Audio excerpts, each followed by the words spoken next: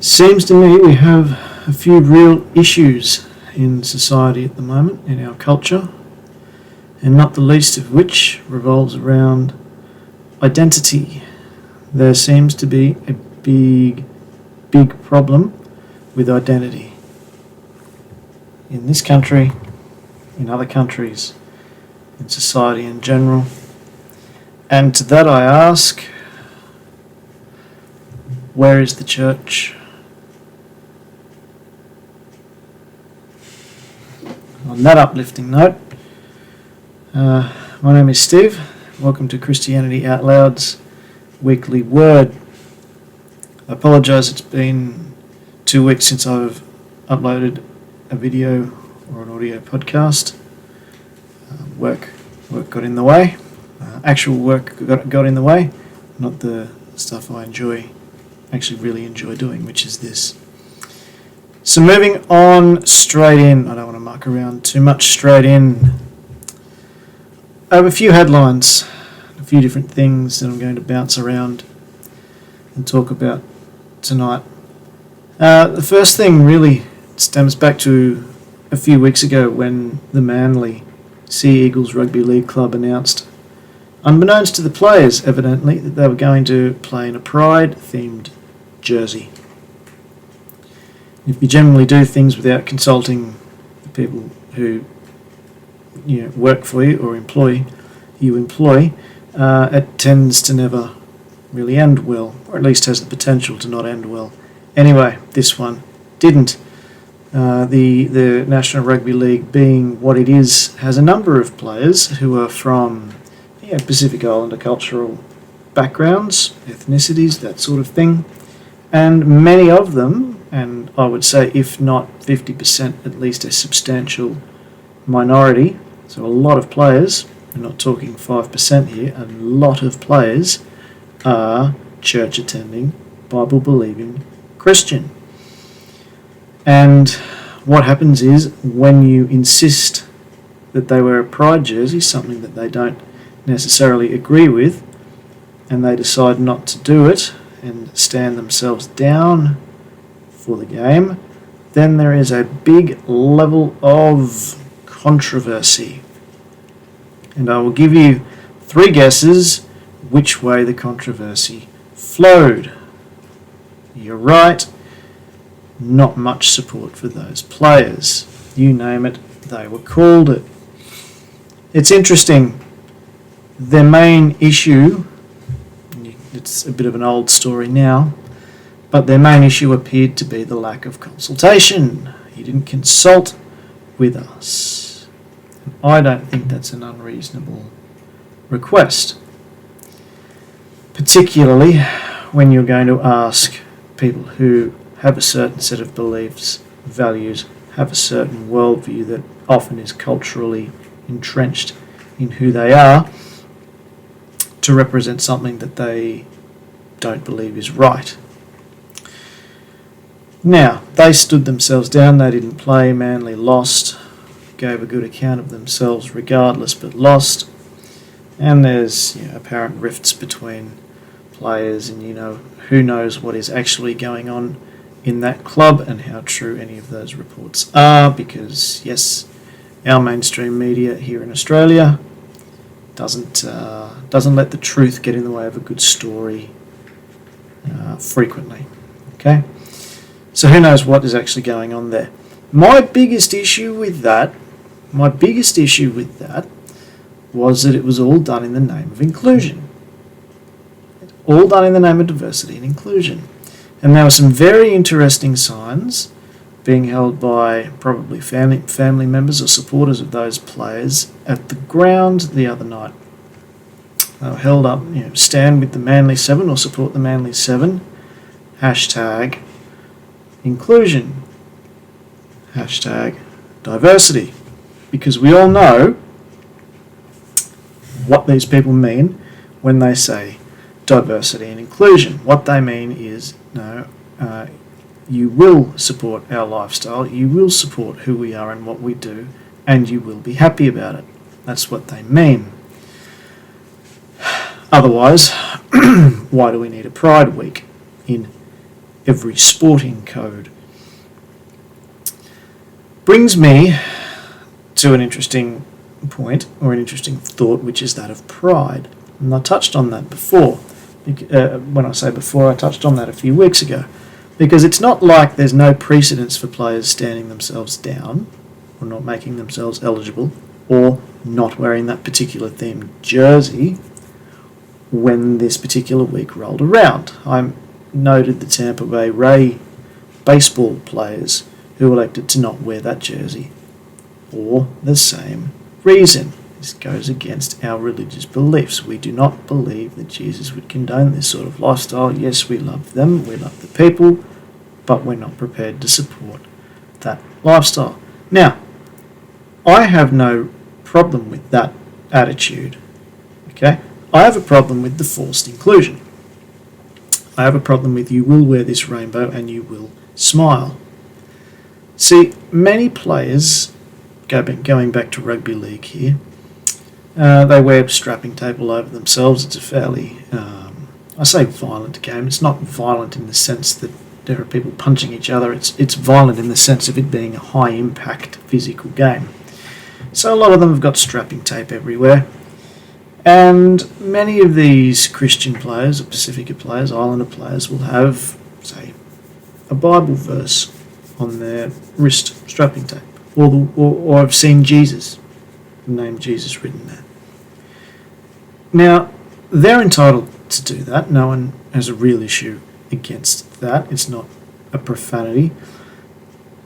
It's not overtly saying that their way is the correct way. And it's not forcing any of the other players who may not have that belief to wear similar sort of strapping tape or to have similar markings over their strapping tape. No problem. To me, I never understood why we have to have a Pride Week in any sport. If you wish to wear rainbow shoelaces, wear rainbow shoelaces every week. It makes no difference to me. Just don't force someone who doesn't want to do it to do it. It's really that simple. And you can label them any sort of phobic that you like. The fact is, if you do label them any sort of phobic, stick with the homophobic, you label them homophobic, you're wrong. Because that's not what homophobic means. A phobia is an irrational fear of something. Plenty of irrational fears. These players aren't scared of gay people. So it's an irrelevant point. I'm not playing the postmodern game with language. You call it homophobic, you're wrong. It's not. It's that simple. They don't want to be forced into doing something. And the bottom line is, when you watch a sport, it's arguably one of the greatest meritocracies that exists, is professional sport. Nobody cares what goes on in your bedroom. What we care about is how well you play the game. Really that simple. You play well, 2 thumbs up, go do what you want in your bedroom. I don't need to know about it. It's that simple. Okay? We don't need necessarily gay players, we don't need Christian players, we don't need straight players, we don't need... I don't care. I follow many sporting teams across many codes, across many countries. I make myself sound real cultured. And I don't care. Some players in teams I support are Muslim. I'm not. I'm Christian. Do I hold that against them? No. No, I really don't care who or what they believe in when they step foot on the field. Do they play well? Great. That's all I care about. Same with rugby league. Nobody should care. No one. Sexuality should not come into it. Sexual preference should not come into it. Lifestyle choice should not come into it. The only reason it has ever been a talking point is because of the militant LGBTQI plus community that is hell-bent on everybody accepting and acknowledging that their lifestyle, their choices are right. and worthy of being celebrated. I'm just not going to do it. However, if the NRL does move in this direction and go down the Pride Round route, what I would like to do is propose that we have a redemption round. I mean, why not? We have about 15 other rounds anyway. We've got a home jersey, not 15, it's me being facetious, but we've got a home jersey, we've got a away jersey, we've got a women in league jersey, we've got an Indigenous jersey, we've got a local rugby league jersey, something like that. There's 6, 7, 5 different jerseys. We're going to add a Pride jersey to that. We can add a redemption round, have that played over the Easter weekend. The jersey theme for that particular weekend will have some crosses, Bible verses on them, and that's what every player can wear. There you go. What we're doing is we are now showing our support, showing our inclusiveness and our love for diversity by acknowledging all of those cultural Pacifica Islander players who are Christian. That's what we're doing by that. I reckon that's a great idea. Just watch this space. For now, I'm not pushing it unless a Pride Round comes into effect. Then I will very much be pushing it. This redemption round over Easter, and love your support for that too. So you might be hearing more about that.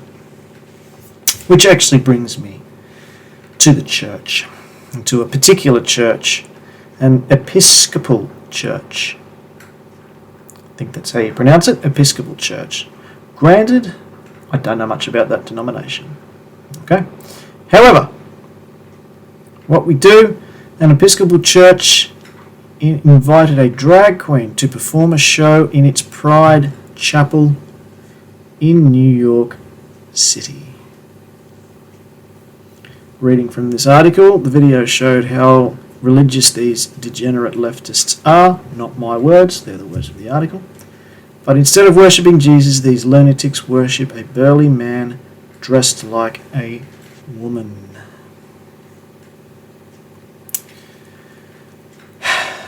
Now, I don't know what Bible they're reading from, but it's not the Bible I read from. I don't know what gospel message they're listening to, but it's not the gospel message I've heard. Now, I get it, that homosexuality in particular can be a soft target from the pulpit, and it really can, because people struggling with those sorts of feelings and trying to find who they are and work out all of that, you're not likely to announce that in a church. You might. It's unlikely.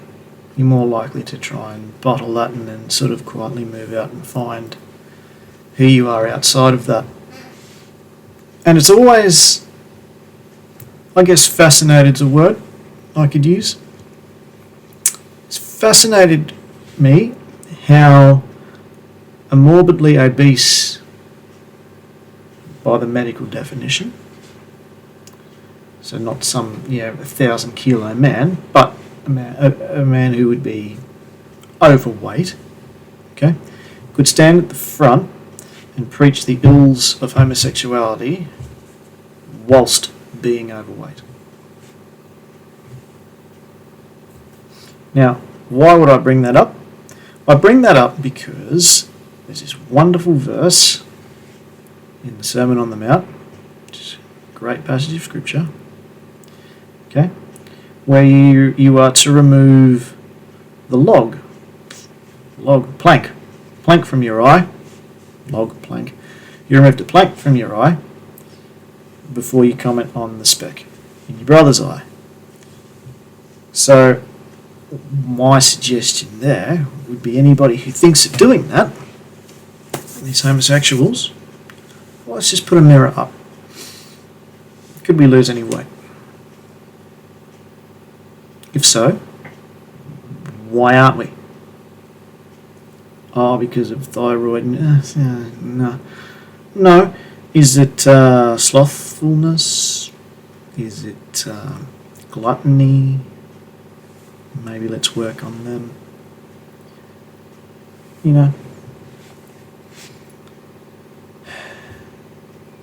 But a drag queen. Why would someone dress up as a drag queen? And I don't mean in an acting sort of a sense. I mean in the genuine sort of sense that this is really who I am. That sort of a sense. And it's a struggle for identity. And I do wholly lay the blame at the corporate church for stopping preaching of a biblical gospel, starting the preaching of a progressive gospel. They have moved to the privatisation of faith, whereas it's my business. What I do is it's me, and I'm not going to publicly proclaim faith or anything like that, or point out, sin when one sees it. Now, I've said it before, and I'll say it again. A drag queen comes to speak at my church, I'm out, forget it. If someone who has the thorn in their side, the cross that they have to pick up daily and carry, which we all have, if theirs is feelings of homosexuality, but they are valuing their relationship with Jesus and God above their own personal relationships, the personal intimate relationships, and if the cross that they need to pick up and carry daily is that they don't have a personal intimate relationship, if they're coming to speak at my church, I'll be in the front row. Front row. Note the difference between those two. Okay? And I query the lack or the increasing lack of the preaching of a gospel message when I have a story from the Daily Mail. And as always, all of these links will be below. I now know that I'm not a trans man. Woman, 26. Aged 26. Let that sink in for a minute. Woman, 26, who underwent double mastectomy and hormone therapy to become male after just 2 hours of counselling,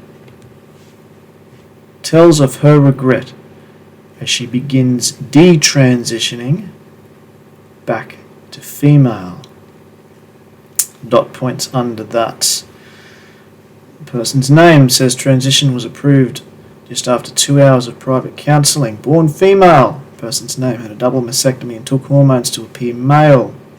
Within 2 years, she said she suffered vaginal atrophy and regretted the decision. Now she's learning to love her body and speaking against hasty transitioning. And if I scroll down, she has the permanent effects now. Okay, permanent scarring. She's had a double mastectomy. That can't come back.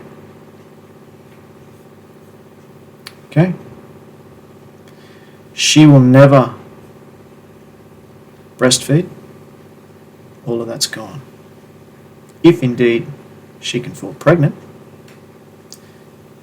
because taking all the male hormones messes up what naturally goes on. And she had or suffered vaginal atrophy because there wasn't the female chemicals and female hormones to support that part of her body.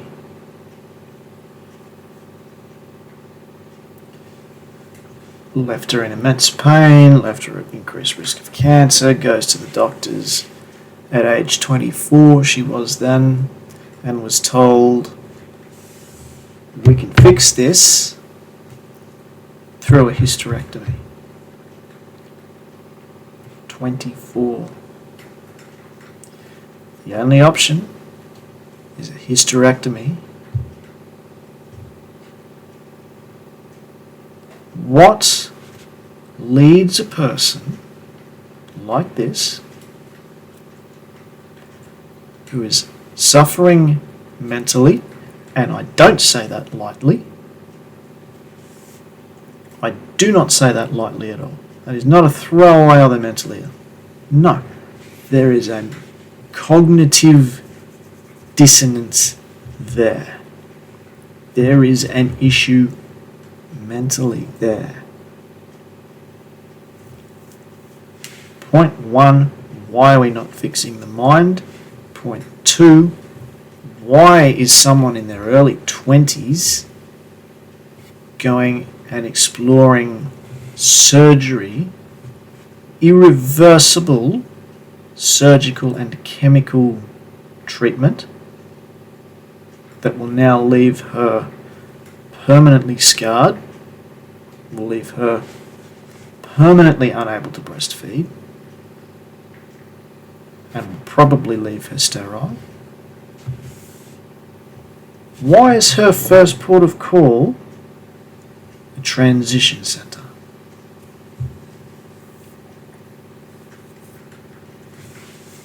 I blame the church. We are only here because we have sat back and allowed society to take over just about every facet of was once the churches. Okay? Male and female are not interchangeable. You can do what you like to yourself. You can take whatever you want. The fact is you will never become the other. That's a fact. Scientific fact. Call me bigoted, but that's a fact. Okay? I can do what I like. I can grow what little hair I have left long. I can shave all of this off. I can cut my bits off. I can get implants.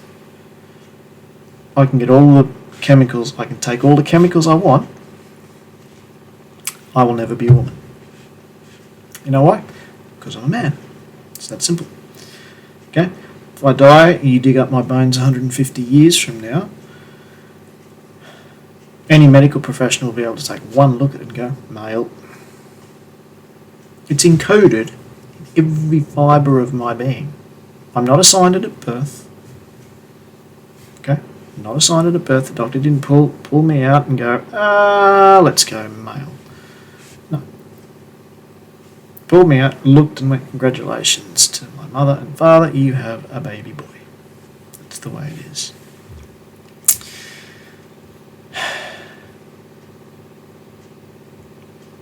My family have always been supportive of me, but I've found that quite a lot of friends have drifted away since I've detransitioned.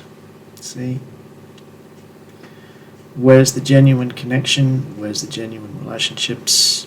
Where's the genuine support? There seems to be a huge emphasis in society in supporting trans people, almost to the point that it is seen as what I did, that is detransition, to being anti-trans.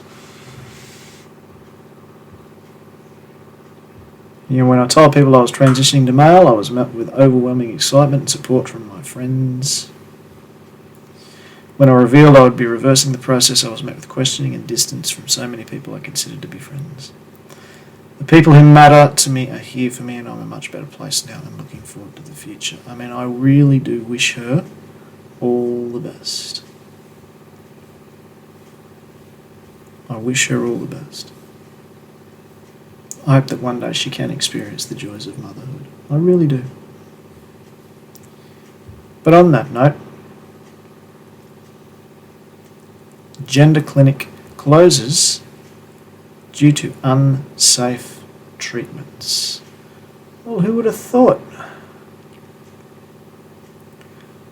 Following parents, patients and whistleblowers going public on the practice of experimental, non-reversible and damaging treatments for gender dysphoric children, such as puberty blockers, cross-sex hormones, and body-altering surgery.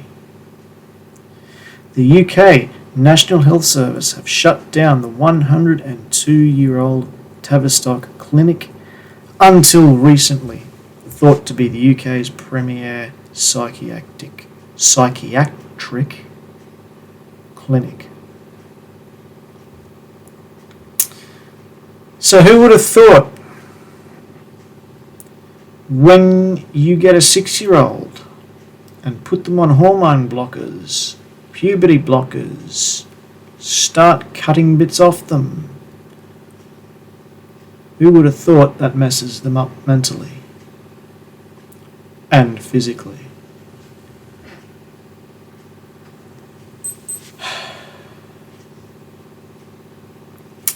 Subjecting gender dysphoric treatment to a combination of hormone blockers and cross-sex hormones with irreversible consequences, including brittle bones, faulty joints, osteoporosis, depression, anxiety, sterility, is becoming one of our nation's worst medical standards. Australians, us, will be shocked to learn that the affirmation model of care for gender dysphoric children, soundly discredited by overseas and Australian medical experts such as the Australian National Association of Practicing Psychiatrists, is currently being proposed as the mandatory treatment in Tasmania. So this stuff that the rest of the world sees is wrong and is damaging and is bad on just about every level, morally, ethically, what's the Tasmanian government going to do? We're going to make it mandatory. What is wrong with us? Where is the church in Tasmania? At some point, we need to stand up for this madness. No, we need to stand up to this madness. At some point, we must walk out there, we being the church and Christians, we must walk out there with a New Testament gospel, a message of Jesus Christ saying, "Come, all who are weary, I will give you rest." Injecting hormones won't give you rest. Cutting bits off won't get you rest. Puberty blockers won't get you rest. Surgery won't get you rest. If you are struggling with your identity, come to Jesus and let him figure it out with you. If you put your child through this, it is child abuse as far as I'm concerned. Call me controversial. But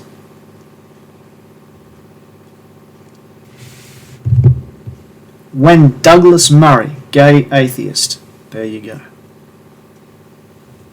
when he says this, we pretend that we protect children and that we want to help them.